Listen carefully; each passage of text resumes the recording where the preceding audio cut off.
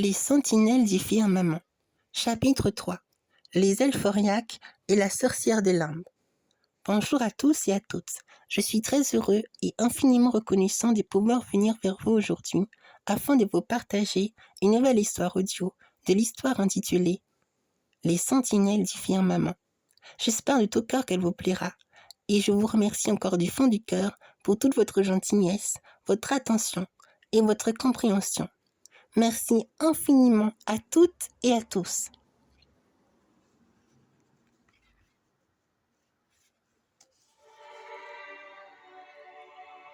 Dans une autre dimension, un autre espace-temps, imbibé de noirceur et de ténèbres les plus denses et les plus macabres, se voyaient des êtres immondes qui apparaissaient à l'image de celui torride et monstrueux. C'est dans cet endroit inquiétant, lugubre et froid que Yuri atterrit, attendu par des myriades d'êtres sombres et de regards cruels, prêts à lui ôter la vie à tout instant. Une sorte d'énergie morbide planait au sein de cette atmosphère obscure qui rendait Yuri de plus en plus faible et fatigué. « Où suis-je » s'exclama-t-il de nouveau inquiète et peu rassuré en revenant à lui. « Où ai-je atterri ? Cet endroit est si ténébreux. Et puis, quelle est donc cette atroce douleur que je ressens dans ma poitrine ? Je me sens si mal. » Des regards terrifiants vinrent alors se poser sur le sien, suivis de cris assourdissants qui lui firent souffrir aussitôt de part en part à l'intérieur de lui. « Tu es un humain ? Que viens-tu faire de notre domaine, petit effronté ?» Leur être émettait une énergie sombre qui entrait en résonance avec Yuri, presque à l'agonie. Leurs cris le rendaient encore plus faible qu'il ne l'était déjà en arrivant ici. Il tomba à la renverse, criant de douleur, les mains sur son cœur. J'ai si mal. Parle, riposta d'une voix hautaine l'une de ces créatures sombres. Qui t'a envoyé ? Laissez-le maintenant, répondit succinctement une voix venue du vortex noir. Vous en avez déjà assez fait comme ça, Elphoriaque. C'est à nous de nous occuper de lui. C'étaient les professeurs qui venaient d'arriver au sein de cet horrifique territoire glacial et terne par tant de densités ténébreuses accumulées, partageant la même odeur et la même aura machiavélique que ces créatures monstrueuses. Ces professeurs, à l'apparence humaine, n'eurent aucun mal à se faire accepter parmi leur légion noire, qui les reconnaissait aisément comme l'un des leurs. « Oh, vous êtes différent de lui » répliqua l'une d'entre elles. « Oui, vous avez perdu toute votre humanité. Votre apparence ne peut nous tromper. C'est donc l'Horace qui vous envoie ? C'est exact, reprit le proviseur du lycée. Nous nous sommes abandonnés de plein gré aux ténèbres pour rejoindre votre clan. Valem nous a séduites. Son pouvoir omnipotent peut tout transcender. Nous en faisons nous-mêmes l'expérience. Ressentir juste une infime parcelle de l'énergie urme se déployant en nous est déjà si grand que l'on peinerait facilement à voir ce qu'il en serait de nous si nous en avions obtenu plus. Oui, nous sommes persuadés qu'elle parviendra à parvenir à ses fins, à réaliser cet espoir que nous n'avons pas pu accomplir de notre vivant en tant qu'humains. Son pouvoir nous effrayait, mais plus maintenant. Par elle, nous sommes devenus des êtres spéciaux, tout comme lui. Oui, nous l'avons dépassé. Assigné pour cette noble tâche, vous pourrez être sûr que nous le détruirons de nos propres mains. Sur ces mots dédaigneux, en proie à la vicissitude et aux mensonges voilés des ténèbres, les créatures sombres se montrèrent à eux en révélant leur véritable visage. Ils n'avaient rien d'humain. Leurs yeux sombres au regard de lynx pouvaient faire trembler de peur quiconque se dresse sur leur chemin.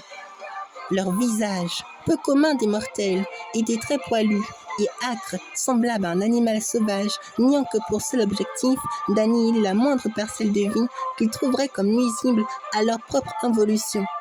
Leurs oreilles étaient très pointues et très grandes, similaires à des oreilles gigantesques et robustes de lapins. Certains d'entre eux portaient même des armures et des artefacts ténébreux, forgés par un pouvoir et une énergie mystérieuse qui ne provenaient pas de la lumière. Leurs crocs en forme de dents, de rats, de requins et de lapins et de loups n'avaient d'égal que leur soif de méchanceté et d'avidité à vouloir asservir les plus faibles pour les dominer et faire disparaître leur propre lumière d'âme reçue en héritage et en don pour tous les êtres vivants.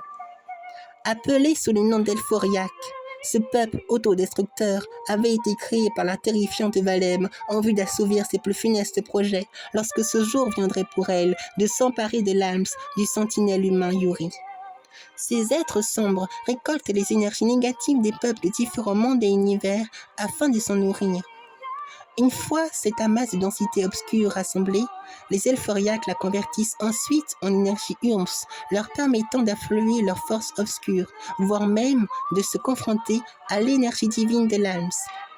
Valem incarne à elle toute seule cette source d'énergie et d'informations impures. Rien de ce qui se passe dans les ténèbres ne lui échappe. Cherchant à trouver et à créer une faille, même dans celui qui possède le don de la clairvoyance et du discernement, un cœur pur et généreux, capable d'entraver toute information erronée et toute énergie ténébreuse. Loras savait très bien ce qu'il faisait en l'envoyant ici. Rien de ce qui était arrivé à Yuri jusqu'à présent n'était dû au hasard. Que pourrait-il donc faire tout seul, avec sa propre lumière face aux ténèbres? S'en sortirait-il vraiment indemne dans un monde chaotique, désirant s'emparer plus que tout de sa lumière d'âme? C'est du moins ce que pensait Loras, lui qui pensait avoir raison sur tout, avoir vu juste sur tout, mais également sur le dénouement final de cette ombreuse situation.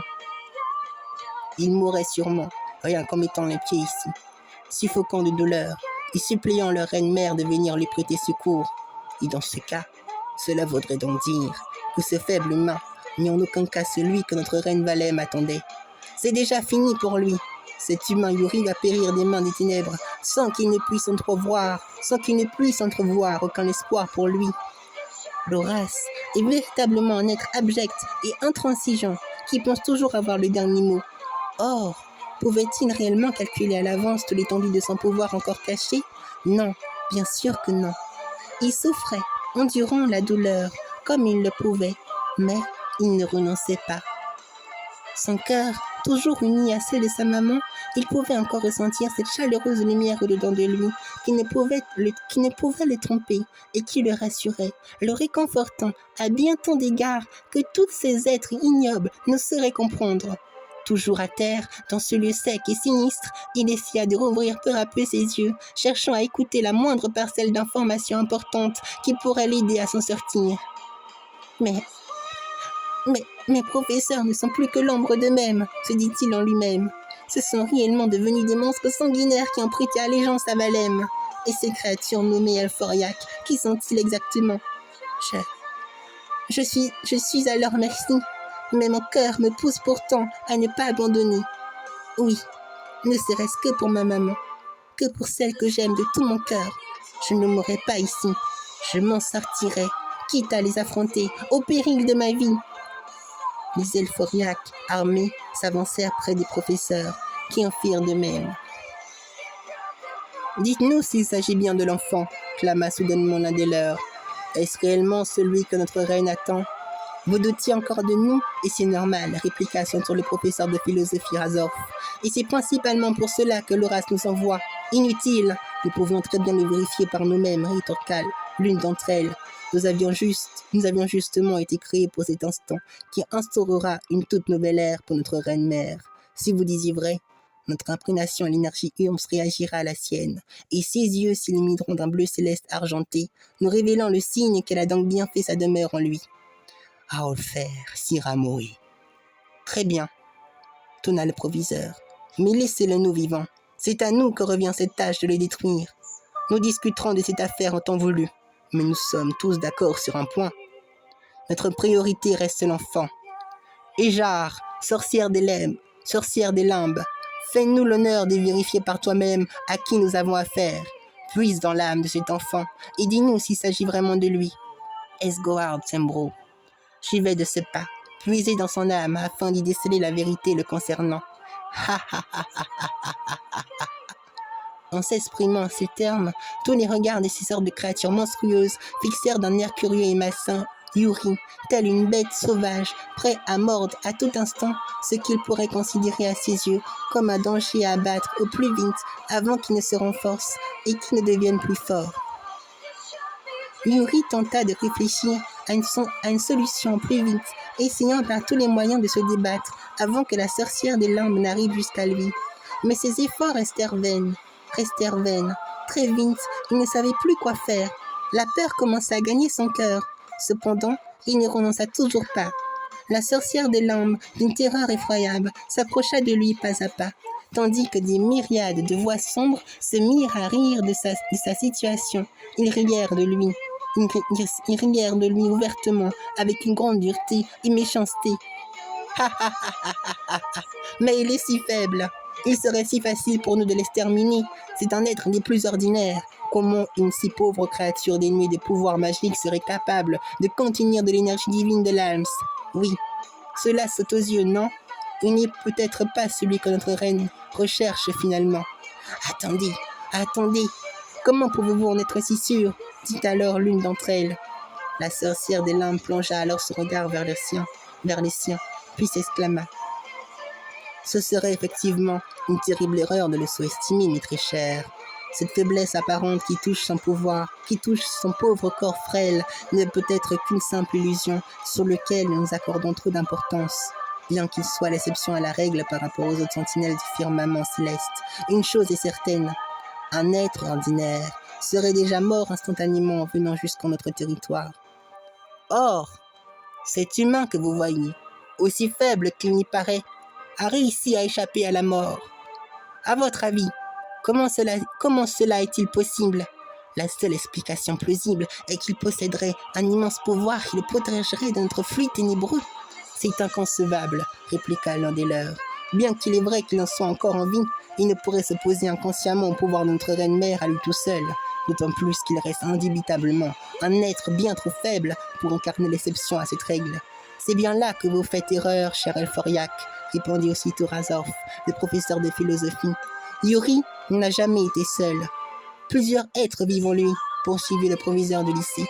Ce n'est véritablement pas un être ordinaire comme il pourrait vous le faire croire au premier abord.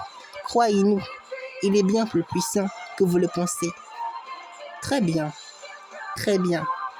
rétorqua à son tour la sorcière des limbes en se tournant de nouveau vers Yuri. Alors, nous ne tarderons pas à le découvrir.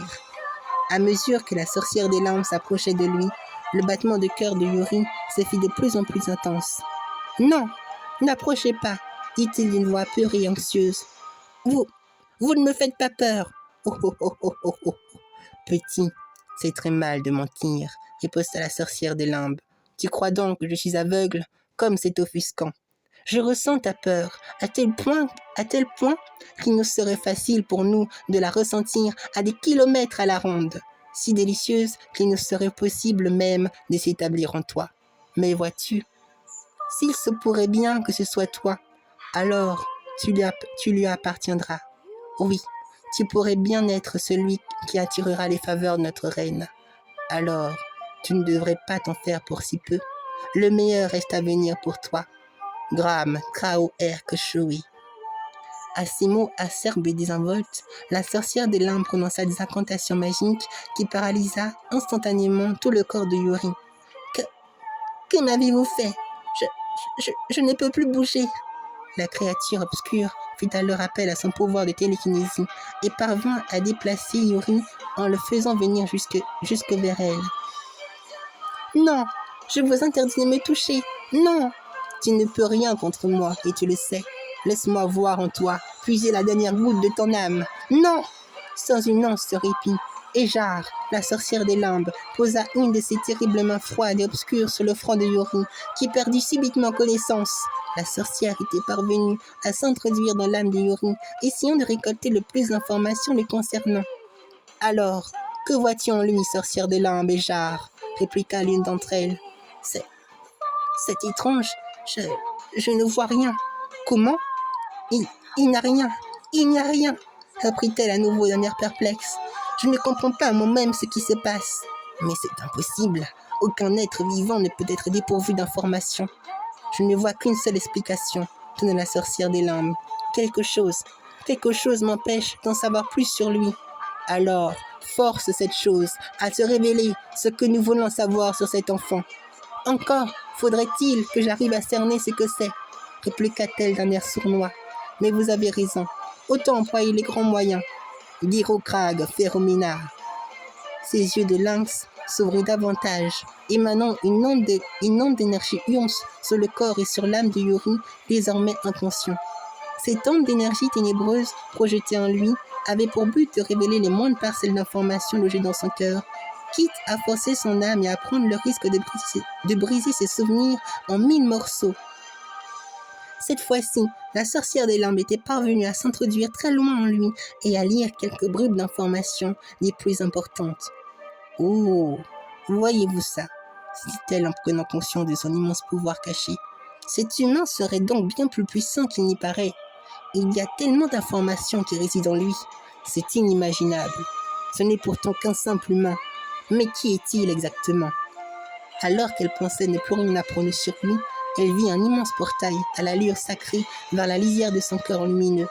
C'est là qu'elle comprit que cet enfant était bien plus qu'un simple humain, qui serait peut-être même celui qui serait capable de s'opposer un jour prochain à leur reine-mère Valem.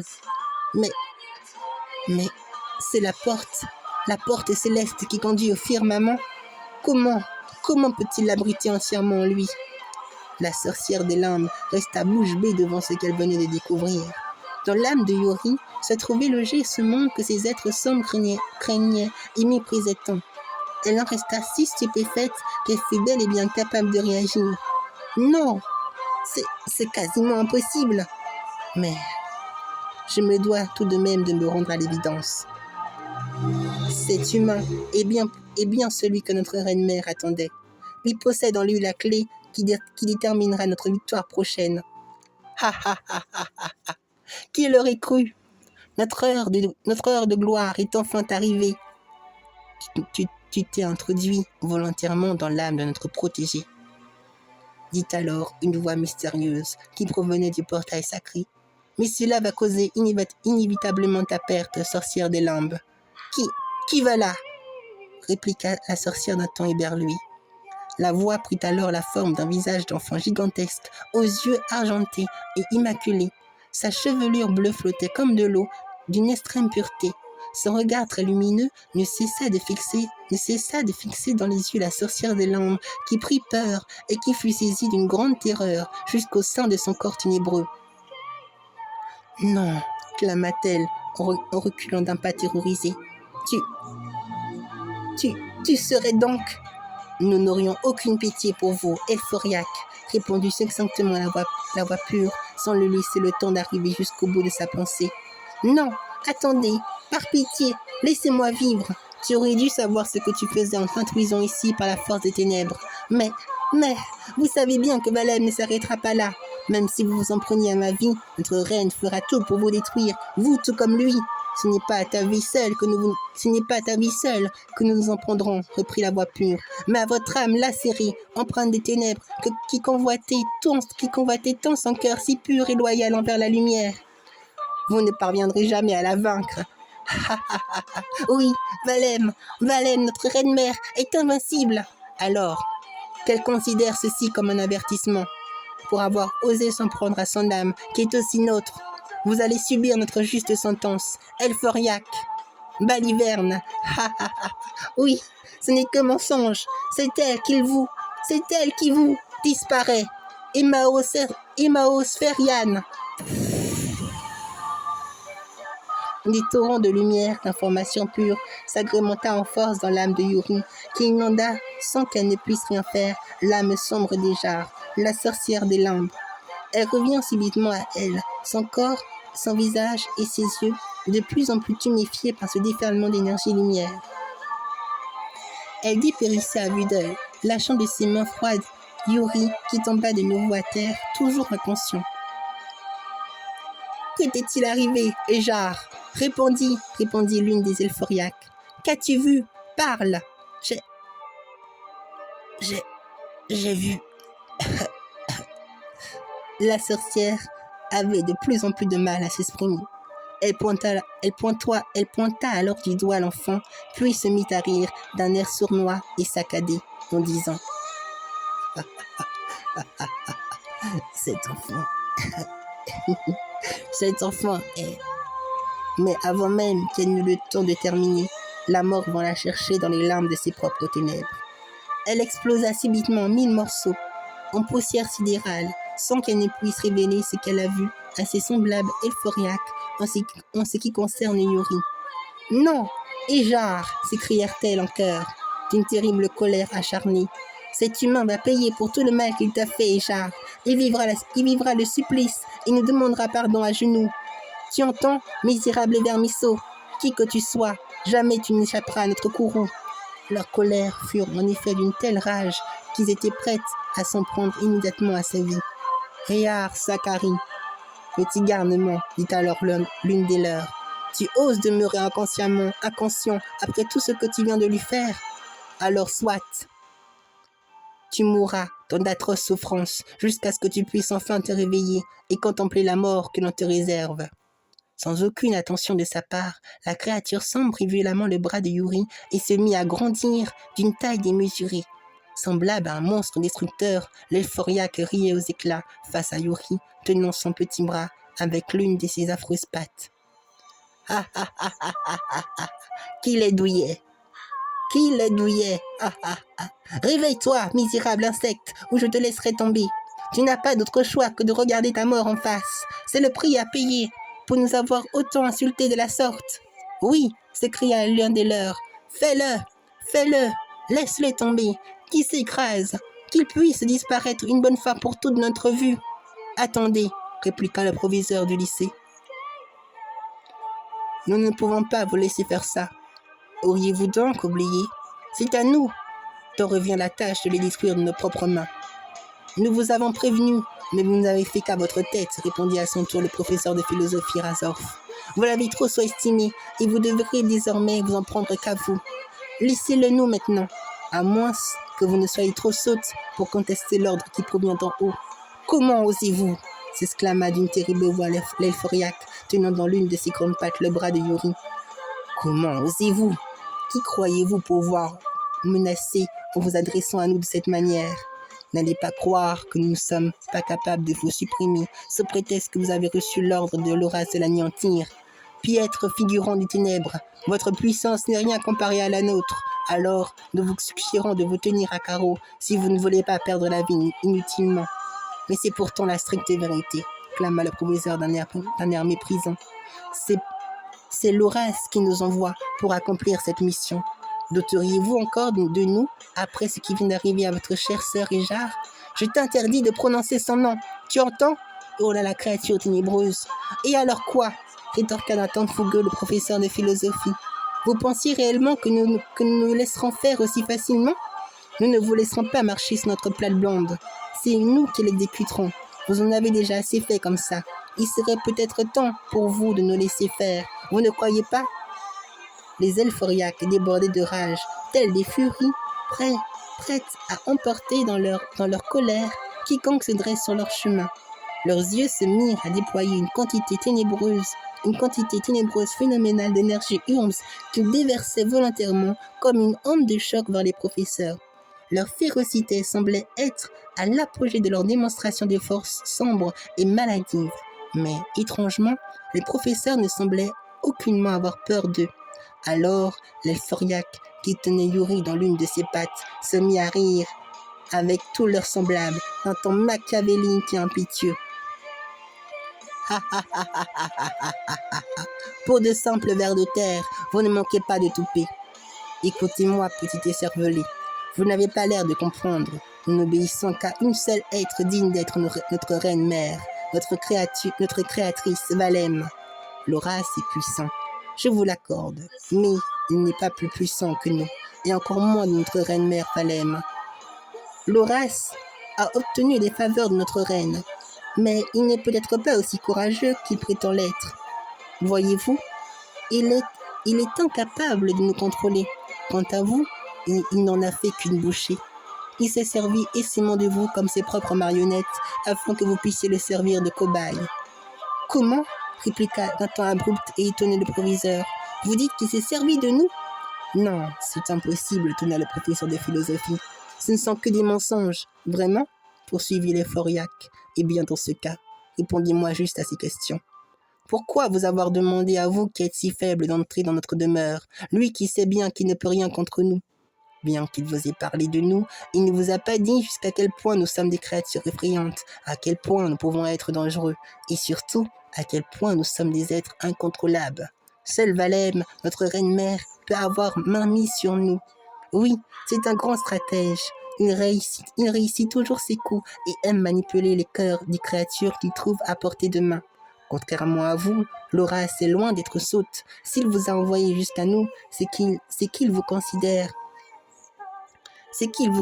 juste comme de vulgaires ustensiles qui le permettront d'arriver à ses fins. Il n'y a rien que vous puissiez tirer de lui. Si les choses tournent mal pour vous, n'espérez pas qu'il vous sauve. Pour nous, vous n'êtes rien. Tout comme pour lui et pour notre reine-mère Valem. Vous êtes juste des pions qu'il a placés pour espérer voir un miracle se produire et contempler le pouvoir réveillé de l'énergie Alms qui sommeille dans le cœur de cet enfant. Et il sait déjà que vous accomplirez parfaitement ce rôle. C'est pourquoi vous vivez encore, croyant être missionné pour accomplir votre vengeance. Or, c'est par nous que votre haine pour lui n'a fait que croître. Nous n'avons fait que renverser cette haine à l'intérieur de vous. Valem s'en est servi pour vous appâter, afin que vous puissiez rejoindre le commandement de l'Horace et que vous mettiez à l'épreuve Yuri, qu'il éveille enfin son pouvoir caché. Ensuite, le plan serait certainement de vous décimer, car elle n'aurait plus besoin de vous. Comprenez-vous maintenant? Comprenez-vous? C'est votre haine qui vous a fait devenir ce que vous êtes maintenant. Et vous ne pouvez pas fuir ce que vous êtes devenu. Ha ha ha ha ha ha. N'essayez pas de contester ces propos. Vous savez mieux que moi que j'ai raison. La boucle s'est refermée sur vous. Vous voilà obligé d'aller jusqu'au bout de son dessein. Et vous devrez vous-même vous réjouir. Même si vous finirez par mourir, vous aurez tout de même contribué à rendre gloire à notre reine Valem en la permettant de se débarrasser une bonne fois pour toutes de la reine des sentinelles du firmament, la seule encore capable de pouvoir tenir tête à notre reine. Ah, ah, ah, ah, ah, ah. Les professeurs ne revenaient pas de ce qu'ils venaient d'entendre. L'un comme l'autre restèrent interloqués par ces propos. Face à leurs moqueries et à leurs railleries, ils commencèrent bel et bien à comprendre qu'ils ne sont en réalité que des pions placés sur un énorme échiquier qui les dépasse et que l'on pourrait à tout moment se débarrasser d'eux lorsqu'ils ne serviraient plus à rien. Cette pensée les terrifiait, mais d'un autre côté, cela les amusait. En effet, étant prêts à être manipulés jusqu'au bout et à être l'esclave de Valem, leur souhait ultime restait toujours le même. Exterminer de leurs propres mains Yuri, cet enfant dont ils étaient éperdument jaloux et envieux. Malgré qu'ils prirent connaissance de cette vérité les concernant, ils étaient prêts à prendre le risque de mourir pour cette cause qu'ils s'étaient désormais fixés d'entreprendre jusqu'au bout. La folie ne tarda guère à prendre possession de leur âme, en recouvrant ce semblant de conscience qu'ils pouvaient encore manifester de temps à autre. Tous les deux se joignirent au rire glacial des Elphoriaques, sans réfléchir et s'exprimer davantage sur ce sujet. Oh oh oh oh oh oh oh. Cette vérité vous fait donc si souffrir que ça, dit la créature sombre. Pathétique, vous êtes des ridicules. Mais au moins, vous ne vous voyez plus la face comme vous étiez tout juste en train de le faire il y a un instant. Ha ha ha ha. Vous êtes décidément trop faible. Votre volonté d'âme, ou du moins, ce qui en restait momentanément s'est brisé en 1000 morceaux, juste après que vous ayez pris conscience de ces mots.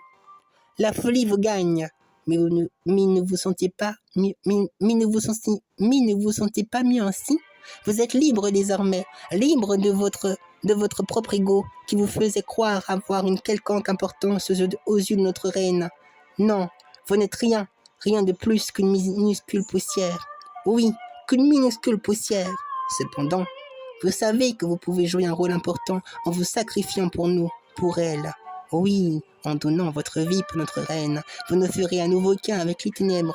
Plus rien n'aura d'importance, si ce n'est que son bonheur à elle. Vous la servirez, corps, cœur et âme, dépouillée de toute émotion et sentiment pur liés à cette lumière factice qui n'a cessé de vous tromper. Oui, la voilà cette grande vérité, celle que votre misérable existence aura au moins servi à quelque chose, à un but bien plus grand et novateur, participer à la suprématie grandiloquente, à la victoire de notre reine-mère et surtout à la destruction définitive des sentinelles du firmament.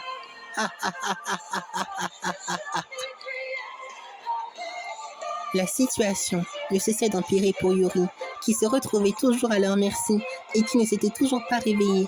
Son âme, épuisée par cette peur qui le tenaillait de part en part, le faisait sombrer peu à peu dans un désespoir profond. Alors qu'il se voyait en train de couler et de s'enfoncer petit à petit dans de l'eau boueuse, semblable à un marécage, Yuri aperçut des myriades d'êtres royaux, à l'allure guerrière et noble, le regarder avec un profond amour et un immense respect qui défiait son propre raisonnement. Il n'arrivait distinctement pas à discerner leur visage, mais il sut pourtant, sans même qu'il ne sache pourquoi, que ces êtres magiques et merveilleux n'étaient pas n'importe qui et qu'ils avaient un lien direct avec lui. Yuri était malheureusement incapable de bouger. Il sentait son corps si lourd en pesanteur. Sa volonté de ne pas abandonner commença à vaciller. Une grande énergie lumière affluait alors au sommet de cette eau qui devint aussi pure que le firmament céleste. Les grands êtres royaux et purs déversèrent de l'énergie lumière sur le cœur de Yuri, puis s'agenouillèrent devant lui. La voix pure de son cœur se matérialisa alors en une petite fille aux longs cheveux bleus, formant cette étendue d'eau désormais éthérée comme le firmament. Ses yeux argentés, qui voyaient tout et qui semblaient même pouvoir tout accomplir, se posa tendrement sur les yeux de Yuri. D'un sourire radieux et d'une immense clarté magistrale, la jeune enfant posa ensuite délicatement une main sur son épaule et lui dit avec énormément de cœur, d'amour et de bienveillance: Il est encore trop tôt pour abandonner, Yuri. Tu n'es pas seul. Nous sommes avec toi, tout comme ta maman qui t'aime et qui a foi en toi. Si j'ai fait ma demeure en toi, Yuri, c'est parce que je t'ai trouvé digne d'être un sentinelle. Ta pureté en toi est si grande qu'elle m'a tiré instantanément vers ton âme. Yuri, tu es détenteur d'un grand pouvoir qui t'échappe peut-être maintenant, mais que tu sauras contrôler en temps voulu, car tu n'es pas n'importe qui. Ton cœur nous le prouve sans cesse à mesure de ne faire qu'un avec toi. Sens-toi capable de l'affronter. Alors, notre pouvoir jaillira au fond de ton cœur et tu sauras lui faire face. Ne fuis jamais ta propre lumière, même lorsque tu penses être entouré de ténèbres comme ce monde-ci. Mais il n'en est rien. Nous avons toujours veillé sur vous. Alors, n'abandonne surtout pas. Un jour, je me montrerai à toi. Lorsque tu me rejoindras dans le monde du firmament, alors tu sauras tout. Je te le promets, Yuri. Patiente encore un peu, je t'en prie. Toi qui nous es si cher à notre cœur, jeune et valeureux sentinelle de notre royaume mère. Va maintenant. Va. Réveille-toi et manifeste-toi de la magie pure de ton âme lumière qui est aussi nôtre. À nous, Leoria. L'âme de Yuri s'illumina instantanément d'une intensité incroyable et stupéfiante. Les grands êtres royaux posèrent alors tous une main sur son dos et volèrent avec lui en le transportant, comme si l'eau ne comportait vraisemblablement aucune masse de densité, à la vitesse de la lumière. Très vite, Yuri se sentit léger comme une plume, ses paupières toujours fermées, mais bien conscient de tout ce qui était en train de lui arriver. Les grands êtres royaux disparurent aussitôt en venant se réfugier dans son cœur. Yuri ouvra alors tout en douceur ses yeux et vit tout un monde enchanté constitué d'eau et d'air si pur, de royaumes et de créatures merveilleuses en l'espace d'un instant qui lui a été révélé par la petite fille aux yeux argentés. Le cœur de Yuri battait la chamade. Rien qu'en voyant cette image de rêve, bien réelle et vraie, se manifester à ses yeux d'enfant. Il comprit d'ailleurs instinctivement que ce monde faisait partie du firmament et se mit alors à sourire d'un air reconnaissant. La petite fille aux yeux argentés se tourna alors vers lui, prit délicatement l'une de ses mains et pointa tout en douceur son doigt vers ce monde merveilleux qui n'attend plus que lui. Elle s'exprima alors à lui d'un air joyeux et candide, tout en lui souriant affectueusement de son regard si pur et si aimant. Ceci et notre monde. Ne l'oublie jamais, Yuri, âme au grand cœur pur. C'est par ces mots qu'elle disparut instantanément, aussi vite qu'elle était venue en se réfugiant dans le cœur de Yuri, là où elle était depuis tant d'années écoulées. Ce pouvoir si pur jaillissait de son cœur à l'infini. Son âme réveillée éveilla son corps endormi, qui se ressaisit peu à peu, déployant l'énergie faramineuse de l'âme dans tout son être. Ses yeux, tout comme son cœur, perçurent les êtres purs innombrables qui formèrent le visage gigantesque de la petite fille argentée. Allons-y, ensemble, s'écria la voix pure tout au fond de son cœur. Oui, clama d'une voix enthousiaste Yuri. Je suis prêt.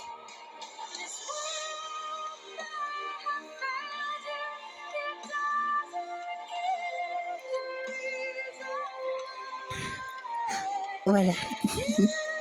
je me suis arrêtée ici pour garder encore un peu de suspense aussi également. Mais j'espère que vous avez apprécié cette petite histoire. C'est de la suite de l'histoire des firmaments, des sentinelles des firmaments.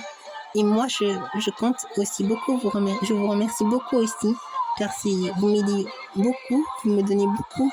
Je suis content, beaucoup d'enthousiasme, beaucoup d'efforts pour réussir toujours à vous partager les histoires. Et ça, je tiens vraiment à vous remercier pour tout. Merci du fond du cœur à toutes et à tous.